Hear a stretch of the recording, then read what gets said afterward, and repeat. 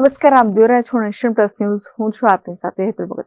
છોટાઉદેપુર જિલ્લાના બોડેલી ખાતે આજરોજ મોટી સંખ્યામાં લોકો ભેગા થઈ મૌન રેલી યોજી હતી.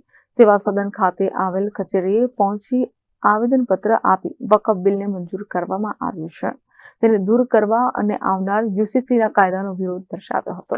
હાલમાં આખા દેશભરમાં વકફને લઈ મુસ્લિમ સમાજ વિરોધ દર્શાવી રહ્યો છે. મુસ્લિમ સમાજના લોકો માની રહ્યા છે કે સરકાર તેમના હક્કો છીનવી રહી છે. હાલમાં વકફને લઈ જે કાયદો સરકારે બનાવ્યો છે તેને લઈ દેશભરના મુસ્લિમ સમાજ લોકો વિરોધ કરી રહ્યા છે. છોટાઉદેપુર જિલ્લાના બોડેલી ખાતે પણ આવો જ વિરોધ જોવા મળ્યો છે. બોડેલી અલીપુરા 4 રસ્તા પર બોડેલી તથા આસપાસના અન્ય ગામોના લોકો ભેગા થયા છે અને મૌન રેલી યોજી મોટી સંખ્યામાં સેવા સદન ખાતે પહોંચ્યા હતા, જેમાં મુસ્લિમ સમાજની કેટલીક મહિલાઓએ કાળા કપડા ધારણ કર્યા તો પુરુષોએ હાથ પર કાળી પટ્ટી બાંધી વિરોધ દર્શાવ્યો હતો. આજે અલીપુરા ચોકડીથી સેવા સદન સુધી મૌન રેલીનું વકફ બોર્ડ અને યુસીસીના વિરોધ કરવા માટે અમે સૌ ભેગા થઈને આવેદનપત્ર આપવા માટે અહીંયા આગળ આવ્યા છે. અમારી સરકારને એક જ માંગ છે કે વકફ બિલ 2025 પ્રમાણે અમુક કાયદાઓ બનાવ્યા છે, એમાં મુસ્લિમ સમાજને બહુ મોટું નુકસાન છે, એનો અમે સખત વિરોધ કરીએ છીએ.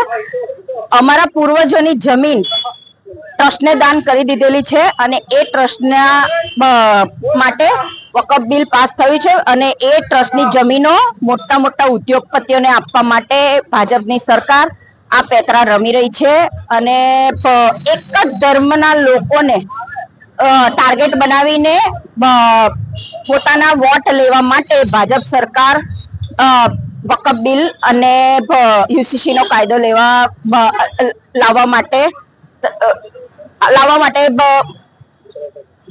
પ્રયત્ન કરી રહી છે. એનો અમને સખત વિરોધ છે. જો આ રીતે એક જ સમુદાયના લોકોને ટાર્ગેટ બનાવશે તો અમે કાયમ આ રીતે મહિલાઓ અને પુરુષો રસ્તા પર આવીશું. ઉઠો જાગો, ધ્યેય પ્રાપ્તિ માટે આગે બઢો એ નારા સાથે ઓલ મુસ્લિમ હવે જાગી ગઈ છે અને આનો વિરોધ સખત નોંધાવી રહી છે. મુસ્લિમ સમાજના લોકોનું માનવું છે કે મુસ્લિમ સમાજ દ્વારા દાનમાં આપવામાં આવેલ જે જમીનો છે તેના પર સરકારનો હક બનશે. જે હક મુસ્લિમ સમાજ છીનવી લેવામાં આવ્યો છે. તો આવેદનપત્ર આપવા પહોંચેલી મહિલાઓએ પણ યુસીસીને લઈ વિરોધ દર્શાવ્યો હતો તો કેટલાક લોકો વકફ અને યુસીસીને લઈ સરકાર પર આક્ષેપો કર્યા હતા. છોટાઉદેપુર જિલ્લા ઓલ મુસ્લિમ સંગઠન સમાજની એક વકફ વિરોધ જે સરકાર બિલ લાવી છે, યુસીસી લાવી છે, એના વિરોધમાં અલીપુરા ચોકડી પરથી બોડેલી તાલુકા સેવા સદન સુધી તમામ કોમના અમારા વડીલો, છોકરાઓ, લેડીઝો એ એમાં ખૂબ મોટી સંખ્યામાં હાજરી આપી છે અને આ સરકારને અમે કહેવા માંગીએ છીએ કે જ્યારે હોય ત્યારે તમે મુસ્લિમ વિરોધી બિલ લાવો છો, તમે યુસીસી લાવો છો, વકફ સંશોધન 2025 બિલ લાવો છો, તો શિક્ષિત બેરોજગાર જે યુવાનો એની જોડે એના માટે તમારી જોડે કોઈ કાયદા નથી, એના માટે તમે કોઈ કાયદા નથી લાવતા. એટલે સરકાર ચોક્કસપણે એક જ સમાજને ટાર્ગેટ કરવા માંગે છે.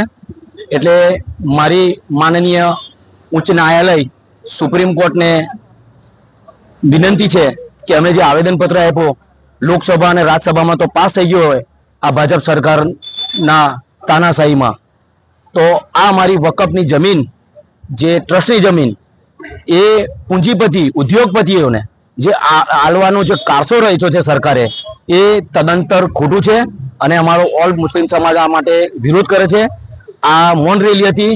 હજુ બી આગળ બીજી પેદલ યાત્રા યા એનાથી બી કંઈક જે બી કંઈક મોટી રેલીનું આયોજન કરવાનું થશે તો અમે તમામ મુસ્લિમ સમાજ આ રેલી કરવામાં આવીશું. ખૂબ મોટી સંખ્યામાં મહિલાઓ અને પુરુષો ભેગા થઈ રેલી સ્વરૂપે મુસ્લિમ સમાજે આવેદનપત્ર આપી તેમની માંગ સરકાર સુધી પહોંચે તેવી માંગ કરવામાં આવી હતી. Rehan Patel, nation plus news, Chhota Udepur. સમાચારોના સતત અપડેટ મેળવવા માટે અમારી નેશન પ્લસ ન્યૂઝની યુટ્યુબ ચેનલને સબસ્ક્રાઇબ કરો, બેલ આઇકન દબાવો અને જોડાયેલા રહો ફેસબુક, ઇન્સ્ટાગ્રામ અને ટ્વિટર પર.